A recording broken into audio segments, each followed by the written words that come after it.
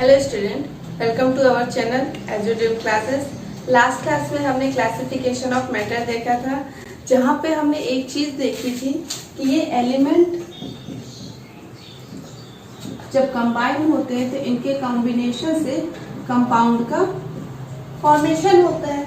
तो ये एलिमेंट किस तरीके से कंबाइन होते हैं और कंपाउंड का फॉर्मेशन करते हैं, तो इनके कॉम्बिनेशन के लिए भी कुछ रूल्स पढ़ते हैं। ये इन्हीं रूल्स के अकॉर्डिंग कंबाइन होते हैं और कंपाउंड का फॉर्मेशन करते हैं, जिन्हें हम लॉ ऑफ केमिकल कॉम्बिनेशन के अंदर पढ़ते हैं। तो लॉ ऑफ केमिकल कॉम्बिनेशन क्या है? इनके अंदर हम उन लॉज के बारे में पढ़ेंगे जो कि हमें ये डिफाइन करते हैं, जो कि हमें ये बताते हैं कि किस तरीके से किसी भी केमिकल रिएक्शन में एलिमेंट कंबाइन होकर के कंपाउंड का फॉर्मेशन करते हैं। लॉ ऑफ केमिकल कंपाउंड के अंदर हमें कुल 5 लॉज के बारे में पढ़ना है। आइए देखते हैं वन बाय वन ये लॉ क्या कहते हैं। आइए देखते हैं हमारे 5 law of chemical combination. First law है law of conservation of mass, second law है law of definite proportion, third law of multiple proportion, fourth law of reciprocal proportion and fifth है Gay Lussac's law of combining volume. तो आइए one by one इनको अच्छे से पढ़ते हैं, देखते हैं कि हर एक लॉ क्या बोलता है। आइए देखते हैं अपना फर्स्ट लॉ जो है law of conservation of mass. Law of conservation of मास को एंटोनी लेवोजियर ने दिया था, जिसे हम फादर ऑफ केमिस्ट्री भी बोलते हैं। आइए देखते हैं अपना law of conservation of mass के according total mass of the reactant is equal to total mass of the product. Means किसी भी केमिकल रिएक्शन में जब एलिमेंट कंबाइन होकर के प्रोडक्ट का फॉर्मेशन करते हैं, तो रिएक्टेंट में प्रेजेंट सभी एलिमेंट के मासेस का सम और रिएक्शन के दौरान प्रोडक्ट में प्रेजेंट सभी एलिमेंट के मासेस का जो सम होता है वो एक दूसरे के इक्वल होता है। आइए इसे एग्जांपल से समझते हैं। एक केमिकल रिएक्शन कंसीडर करते हैं जहाँ पे कार्बन ऑक्सीजन के साथ कंबाइन होकर के कार्बन डाइऑक्साइड का फॉर्मेशन करता है। तो रिएक्टेंट में हमारे क्या प्रेजेंट है? Carbon and oxygen. तो इन दोनों एलिमेंट के मासेस को सम को देखते हैं, तो कार्बन का मास 12 एंड ऑक्सीजन का मास, क्योंकि यहाँ पे ऑक्सीजन के एक मॉलिक्यूल है और एक मॉलिक्यूल मीन्स ऑक्सीजन के 2 एटम प्रेजेंट है, और ऑक्सीजन का जो मास होता है एक ऑक्सीजन का वो 16 होता है। तो 16 इंटू 2 इक्वल टू यहाँ पे आ जाएगा 32। 12 प्लस 32 44 ग्राम। मीन्स रिएक्टेंट में प्रेजेंट सभी एलिमेंट के मासेस को जब हमने सम किया तो हमें 44 ग्राम मिला। अगर law of conservation of mass correct है तो प्रोडक्ट में भी हमें क्या मिलना चाहिए? 44 ग्राम मिलना चाहिए। आइए प्रोडक्ट के मासेस का सम करते हैं। तो प्रोडक्ट में हमारे क्या है? कार्बन प्रेजेंट है एंड ऑक्सीजन प्रेजेंट है, और ऑक्सीजन का मास 16, क्योंकि 2 ऑक्सीजन है। तो 16 इंटू 2, तो यहाँ पे भी हमें कितना मास मिल रहा है? 44 ग्राम मिल रहा है। किसी भी केमिकल रिएक्शन में पार्टिसिपेट करने वाले रिएक्टेंट में प्रेजेंट सभी एलिमेंट के मासेस का सम और केमिकल रिएक्शन के दौरान बने प्रोडक्ट में प्रेजेंट सभी एलिमेंट के मासेस का सम, अगर ये एक दूसरे के इक्वल है तो हमारा law of conservation of mass correct है। Means law of conservation of mass के अकॉर्डिंग किसी भी केमिकल रिएक्शन में ना तो हम मास को क्रिएट कर सकते हैं और ना ही मास को डिस्ट्रॉय कर सकते हैं। Means total mass of the reaction ये हमेशा कांस्टेंट होता है। आइए बढ़ते हैं अपने नेक्स्ट लॉ की ओर। आइए देखते हैं अपना सेकंड लॉ जो है लॉ ऑफ डेफिनेट और कांस्टेंट प्रोपोर्शन, जिसे जोसेफ प्राउस्ट ने दिया था। जोसेफ प्राउस्ट के according whatever the source of the compound में बी, मीन्स एक कंपाउंड का कोई सा भी सोर्स हो सकता है, हम एक ही कंपाउंड को डिफरेंट सोर्सेज से ऑब्टेन कर सकते हैं, but the element combine in a fix ratio by weight and volume. हम एक कंपाउंड को किसी भी सोर्स से लेकर के आए, उस कंपाउंड में प्रेजेंट सभी एलिमेंट्स का जो रेशियो होगा ये हमेशा फिक्स होगा। आइए एक एग्जांपल देखते हैं, जैसे वाटर को हम डिफरेंट सोर्सेज से लेकर के आ सकते हैं। वाटर को हम रिवर से ला सकते हैं, पॉन्ड से ला सकते हैं, या इसे हम लैब में बना सकते हैं। बट इस लॉ के अकॉर्डिंग हम वाटर को डिफरेंट सोर्सेस से लेकर के आए, बट इसमें प्रेजेंट हाइड्रोजन और ऑक्सीजन का जो रेशियो है ये रेशियो हमेशा फिक्स होगा। कैसे फिक्स होगा आइए देखते हैं। वाटर के केस में 2 हाइड्रोजन और 1 ऑक्सीजन है। यहाँ पे हाइड्रोजन को अगर हम देखें तो बाय वेट रेशियो, क्योंकि एक हाइड्रोजन का मास 1 होता है और यहाँ पे 2 हाइड्रोजन है तो 2 हाइड्रोजन के लिए मास 2 हो जाएगा और 1 ऑक्सीजन का मास 16 होता है। इसे और सिंप्लीफाई कर देंगे तो वाटर में प्रेजेंट हाइड्रोजन और ऑक्सीजन का जो रेशियो है ये 1:8 का रेशियो है। अगर हम वाटर को डिफरेंट सोर्सेस से लेकर के आ रहे हैं, रिवर से, पॉन्ड से, लेक से या whatever the source of water, अगर वो कंपाउंड हमारा वाटर ही है तो उस कंपाउंड में प्रेजेंट हाइड्रोजन और ऑक्सीजन का जो रेशियो है ये हमेशा 1:8 का ही रेशियो होना चाहिए। हाइड्रोजन और ऑक्सीजन का हमें एक और कंपाउंड नोन है H2O2। यहाँ पे अगर हम हाइड्रोजन और ऑक्सीजन का रेशियो कैलकुलेट करें तो ये आएगा, क्योंकि दो हाइड्रोजन है तो ये होगा 2:2 और 1 ऑक्सीजन का वेट 16 तो 2 ऑक्सीजन के लिए हो जाएगा 32। इसे और सिंप्लीफाई करेंगे तो ये 1:16 का रेशियो हमें देगा। मीन्स इस गिवन कंपाउंड के अंदर हाइड्रोजन और ऑक्सीजन का जो रेशियो है ये 1:16 है और यहाँ पे हमने वाटर का जो रेशियो कैलकुलेट किया है वो है 1:8। तो क्या ये गिवन कंपाउंड वाटर है? ये गिवन कंपाउंड वाटर नहीं है। क्यों? क्योंकि वाटर का रेशियो हमेशा 1:8 का होना चाहिए, पर इस कंपाउंड के अंदर हाइड्रोजन और ऑक्सीजन का जो रेशियो है वो 1:16 का आ रहा है। तो ये कंपाउंड नहीं है हमारा वाटर। इस कंपाउंड को हम जानते हैं कि इसे क्या बोला जाता है, हाइड्रोजन पर ऑक्साइड बोला जाता है। तो एक कंपाउंड को हम किसी भी सोर्स से लेकर के आए, अगर वो कंपाउंड हमारा सेम है, मीन्स हम एक सेम सिंपल कंपाउंड को किसी भी सोर्स से लेकर के आएंगे तो उस कंपाउंड में प्रेजेंट सभी एलिमेंट्स का जो रेशियो है वो हमेशा फिक्स होगा। अगर वो रेशियो चेंज हो जाएगा इट मीन्स हमारा कंपाउंड सेम नहीं है, वो कंपाउंड भी चेंज हो चुका है। इसे एक और एग्जांपल से समझते हैं। नेक्स्ट एग्जांपल है हमारा कार्बन डाइऑक्साइड। कार्बन डाइऑक्साइड के भी डिफरेंट सोर्स हो सकते हैं। इसे हम लैब में बना सकते हैं बाय एक्सहेलेशन। एक्सहेलेशन की प्रोसेस हम सब जानते हैं। कार्बन डाइऑक्साइड को बॉडी से बाहर निकालने की जो प्रोसेस होती है उसे ये हम एक्सहेलेशन कहते हैं। और नेक्स्ट है थ्रू प्लांट। प्लांट भी क्या करते हैं, नाइट टाइम पे कार्बन डाइऑक्साइड को बॉडी से बाहर करते हैं। तो कार्बन डाइऑक्साइड के भी हमारे पास डिफरेंट सोर्सेस हो सकते हैं। अगर इन सभी सोर्सेस से निकलने वाला कंपाउंड कार्बन डाइऑक्साइड है तो यहाँ पे जो हम कार्बन डाइऑक्साइड का रेशियो कैलकुलेट करेंगे अभी वही रेशियो इन सभी मेथड से फॉर्म होने वाले कंपाउंड का भी होना चाहिए।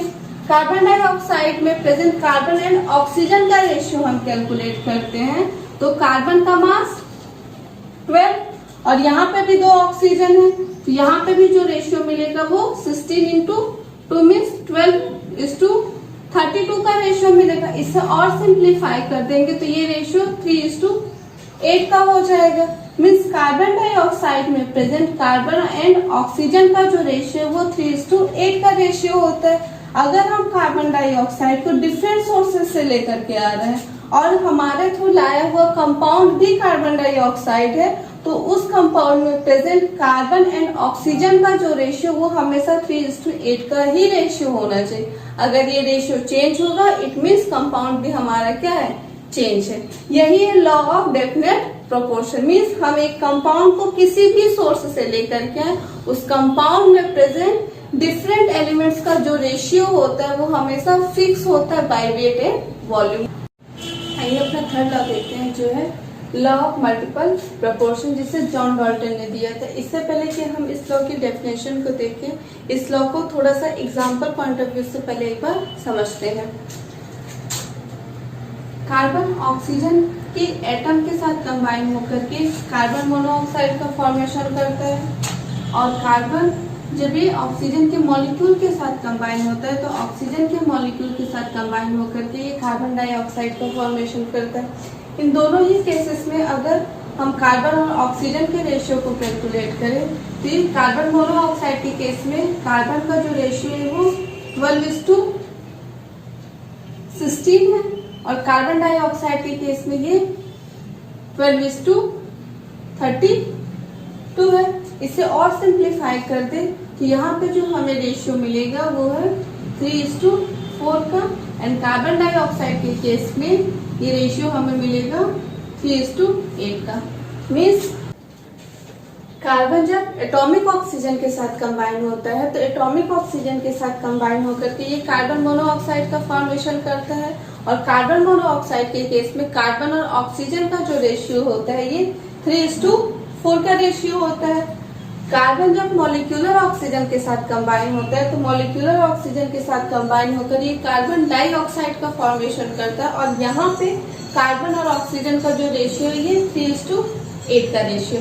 यहाँ पे आपको एक चीज बहुत ही क्लियरली दिख रही होगी कि कार्बन मोनोऑक्साइड और कार्बन डाइऑक्साइड दोनों ही केसेस में कार्बन का जो रेशियो है ये फिक्स है, बट ऑक्सीजन की हमें डिफरेंट वैल्यूज मिल रही है 4 एंड 8 और ये दोनों क्या है मल्टीपल है एक दूसरे के।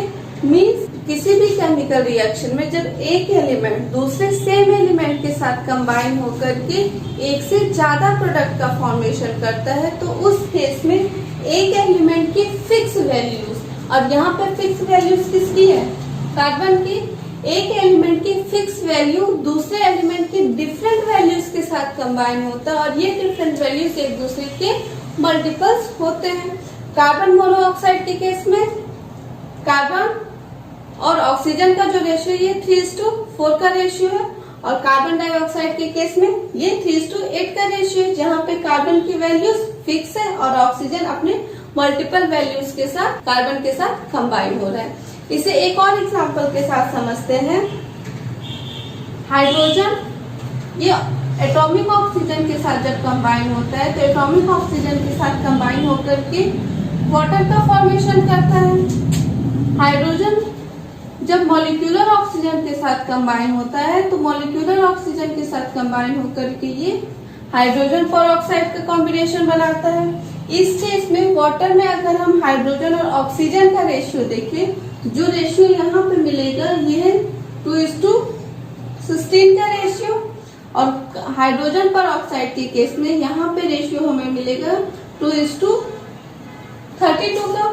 यहाँ पे भी हमें क्लियरली दिख रहा है कि हाइड्रोजन की फिक्स वैल्यूज है और ये ऑक्सीजन की डिफरेंट वैल्यूज के साथ कंबाइन हो गया और ये डिफरेंट वैल्यूज एक दूसरे के मल्टीपल है। इन वैल्यूज को और सिंप्लीफाई करते हैं तो यहाँ पे वाटर का जो रेशियो मिलेगा ये है 1:8 का और यहाँ पे जो रेशियो मिलेगा ये है 1:16 का। मीन्स एक एलिमेंट की फिक्स वैल्यू दूसरे एलिमेंट की मल्टीपल वैल्यूज के साथ कंबाइन हो रही है और यही है हमारा लॉ ऑफ मल्टीपल प्रोपोर्शन। किसी भी केमिकल रिएक्शन में जब एक एलिमेंट की फिक्स वैल्यू दूसरे एलिमेंट की मल्टीपल वैल्यूज के साथ कंबाइन होता है तो उस केस में एक वैल्यू तो हमारी फिक्स है और दूसरी जो वैल्यूज होती है ये एक दूसरे का मल्टीपल होती है। अब आइए हम इस लॉ के डेफिनेशन को देखते हैं। तो आइए डेफिनेशन देखते हैं। If two elements combine to more than one compound means अगर दो एलिमेंट कंबाइन होकर के एक से ज्यादा कंपाउंड का फॉर्मेशन कर रहे हैं। कार्बन एटॉमिक ऑक्सीजन के साथ कार्बन मोनोऑक्साइड का फॉर्मेशन करता है और कार्बन मॉलिक्यूलर ऑक्सीजन के साथ कंबाइन होकर के कार्बन डाइऑक्साइड का फॉर्मेशन करता है। Then mass of one element is kept constant. एक एलिमेंट का मास कांस्टेंट होता है जो कि सेकेंड एलिमेंट की मल्टीपल मासेस के साथ कंबाइंड होता है और ये दो एग्जाम्पल तो हमने पहले ही समझ लिया था। आई होप ये लॉ आपको समझ में आया हो। अब बढ़ते हैं अपने फोर्थ लॉ की ओर। फोर्थ लॉ है लॉ ऑफ रेसिप्रोकल प्रोपोर्शन जिसे रिचर ने दिया था। इस लॉ के according when two different element combine with same mass of third element means जब तो डिफरेंट एलिमेंट सेम मास की थर्ड एलिमेंट के साथ कंबाइन होते हैं तो जिस रेशियो में वो कंबाइन होते हैं third element the ratio of the masses in which they do so must be same और multiple of the masses ratio in which they combine with each other means जब दो डिफरेंट एलिमेंट सेम मास के किसी third element के साथ combine होते, तो जिस रेशियो में वो थर्ड एलिमेंट के साथ कंबाइन होंगे, वो दो डिफरेंट एलिमेंट जब आपस में कंबाइन होंगे तो वो या तो वो उसी रेशियो में कंबाइन होंगे या तो उसके मल्टीपल वैल्यूज के साथ कंबाइन होंगे। आइए एक एग्जांपल देखते हैं। ऑक्सीजन ये कार्बन के साथ कंबाइन होकर के कार्बन डाइऑक्साइड का फॉर्मेशन करता है, और ऑक्सीजन हाइड्रोजन के साथ कंबाइन होकर के वाटर का फॉर्मेशन करता है। तो इस लॉ के अकॉर्डिंग दो डिफरेंट एलिमेंट सेम मास के थर्ड एलिमेंट के साथ कंबाइन हो रहे हैं। कैसे कंबाइन हो रहा है, आइए इनका रेशियो निकालते हैं। कार्बन और ऑक्सीजन का रेशियो जब हम निकालेंगे तो कार्बन डाइऑक्साइड में कार्बन का वेट 12 और ऑक्सीजन, क्योंकि दो यहाँ पे ऑक्सीजन के एटम है तो ये आ जाएगा 12:32 का। इन्हें और सिंप्लीफाई करेंगे तो ये रेशियो मिल जाएगा हमें 3:8 का रेशियो। अब वाटर का रेशियो अगर हम निकालें तो दो हाइड्रोजन है तो दो हाइड्रोजन के लिए 2:1, एक ऑक्सीजन का मास 16। इसे और सिंप्लीफाई करेंगे तो ये 1:8 के रेशियो में मिलेगा। तो जब दो डिफरेंट एलिमेंट यहाँ पे क्या है, हाइड्रोजन और कार्बन सेम मास के किसी थर्ड एलिमेंट के साथ कंबाइन हो रहे हैं, तो वो सेम मास का जो हमारा थर्ड एलिमेंट है वो है ऑक्सीजन। इन दोनों ही केसेस में वाटर में भी ऑक्सीजन का जो रेशियो है वो हमें 1:8 का मिल रहा है, मीन्स ऑक्सीजन हमें 8 मास में मिल रहा है। कार्बन डाइऑक्साइड में जो ऑक्सीजन का रेशियो है ये 3:8, मीन्स ऑक्सीजन का रेशियो दोनों ही जगह क्या है वो सेम है। तो ये दो डिफरेंट एलिमेंट जब आपस में कंबाइन होंगे तो यहाँ पे हमें ऑक्सीजन के रेशियो को नहीं देखना है, यहाँ पे हमें कार्बन और हाइड्रोजन का रेशियो देखना है। तो यहाँ पे कार्बन और हाइड्रोजन का जो रेशियो है वाटर में ये 1 है और कार्बन डाइऑक्साइड में 3 है। तो ये कार्बन और हाइड्रोजन जब आपस में कंबाइन होंगे, मीन्स कार्बन और हाइड्रोजन जब आपस में कंबाइन होते हैं तो ये मीथेन का फॉर्मेशन करते हैं। तो ये उसी रेशियो में कंबाइन होने चाहिए जिस रेशियो में ये पहले से ऑक्सीजन के साथ जो कंपाउंड है जिस रेशियो में वहां पे प्रेजेंट है ये उसी फॉर्म में होने चाहिए। तो यहाँ पे अगर हम रेशियो को कैलकुलेट करते हैं कार्बन और हाइड्रोजन का, तो कार्बन का मास 12 और हाइड्रोजन का रेशियो क्योंकि 4 है यहाँ पे हाइड्रोजन और एक हाइड्रोजन का मास 1 होता है, तो 4 हाइड्रोजन के लिए हमें मिलेगा 4। इसे और सिंप्लीफाई करेंगे तो ये आ जाएगा 3:1। सेम रेशियो है जो कि यहाँ पे कार्बन के लिए 3 और हाइड्रोजन के लिए 1, और यही है law of reciprocal proportion. Means जब दो डिफरेंट एलिमेंट सेम मास की थर्ड एलिमेंट के साथ कंबाइन होंगे और ये दो डिफरेंट एलिमेंट जब आपस में कंबाइन होंगे तो ये उसी रेशियो में कंबाइन होंगे जिस रेशियो में वो थर्ड एलिमेंट के साथ कंबाइन हुए थे। तो यहाँ पे हमें जो रेशियो मिल रहा है वो 3:1 का रेशियो मिल रहा है। कार्बन डाइऑक्साइड में कार्बन का रेशियो हमें 3:8, ऑक्सीजन का रेशियो दोनों जगह सेम है, बट डिफर क्या हुआ है, कार्बन का रेशियो यहाँ पे 3 है और हाइड्रोजन का रेशियो यहाँ पे 1 है। और जब ये आपस में कंबाइन हुए हैं और कार्बन और हाइड्रोजन कंबाइन होकर के जब मीथेन का फॉर्मेशन किए हैं तो यहाँ पे भी हमें क्या मिल रहा है, वो सेम रेशियो मिल रहा है। तो रेसिप्रोकल लॉ के अकॉर्डिंग या तो ये रेशियो सेम होना चाहिए या तो इन्हीं का मल्टीपल होना चाहिए। आइए अपना 5th लॉ देखते हैं, गैलिसेक्स लॉ ऑफ कंबाइनिंग वॉल्यूम। गैलिसेक्स के अकॉर्डिंग जब दो गैसें आपस में कंबाइन होती हैं और उनके कॉम्बिनेशन से बनने वाला जो प्रोडक्ट है वो भी एक गैस होता है, तो रिएक्टेंट और प्रोडक्ट के गैसेस का जो वॉल्यूम होता है वो एक होल नंबर रेशियो को फॉलो करता है। If two gases combine to give a third gas, then all the reactant and product bear a whole number ratio. Example देखते हैं, हाइड्रोजन क्लोरीन के साथ कंबाइन होकर के ये हाइड्रोजन क्लोराइड का फॉर्मेशन करता है। इस केस में हाइड्रोजन का वॉल्यूम 1 है और क्लोरीन का भी वॉल्यूम ये भी 1 है। 1 मतलब हम हाइड्रोजन के एक मॉलिक्यूल की बात करें तो इस केस में हाइड्रोजन का मॉलिक्यूल भी 1 है और क्लोरीन का मॉलिक्यूल भी 1 है, और ये दोनों हाइड्रोजन और क्लोरीन जब आपस में कंबाइन होते तो इनके वॉल्यूम ऐड हो जाते हैं। तो जब इनका वॉल्यूम ऐड हो जाता है तो हमें 2 moles of 2 volume of hydrogen chloride मिलता है। और ये रिएक्टेंट और प्रोडक्ट के अगर हम रेशियो को कैलकुलेट करें तो ये एक सिंपल होल नंबर रेशियो को फॉलो करते हैं और वो रेशियो है 1:1:2। यही है गैल्यूसेस लॉ ऑफ कंबाइनिंग वॉल्यूम, जहाँ पे जब दो गैसें आपस में कंबाइन होती हैं और इनके कॉम्बिनेशन से बनने वाला जो थर्ड प्रोडक्ट है वो भी हमारा अगर गैस है तो इनके वॉल्यूम आपस में कंबाइन हो जाते हैं और ये एक होल नंबर रेशियो को फॉलो करते हैं। गैलिसेस का जो लॉ है ये डिराइव किया गया है बर्जीलियस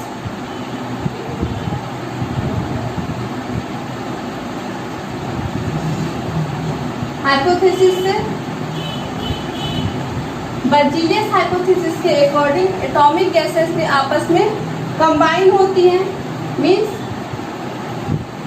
हाइड्रोजन का एक एटम क्लोरीन के एक एटम के साथ कंबाइन होकर के ये एक कंपाउंड एटम का फॉर्मेशन करता है और ये कंपाउंड एटम आज की डेट में हम मॉलिक्यूल के नाम से जानते हैं। तो हम ये एक चीज जानते हैं कि गैसेस अपने एटॉमिक फॉर्म में एग्जिस्ट नहीं करती एक्सेप्ट नोबल गैसेस। तो ये जो बर्जीलियस का हाइपोथेसिस है इन्होंने केवल एक थ्योरेटिकल कॉन्सेप्ट दिया था और इसको इन्होंने प्रूफ नहीं कर पाया था। तो लेटर ऑन इस चीज पे एवोगैड्रो ने वर्क किया था और अपना गैसेस से रिलेटेड एक लॉ दिया था जिसे हम इस चैप्टर में आगे देखेंगे। अगर वीडियो पसंद आई हो तो लाइक करें। इन लॉज को समझने में कोई भी प्रॉब्लम हो तो कमेंट करें और नए हैं तो सब्सक्राइब करें जिससे नए वीडियोस की नोटिफिकेशन आपको मिलती रहे। Thank you.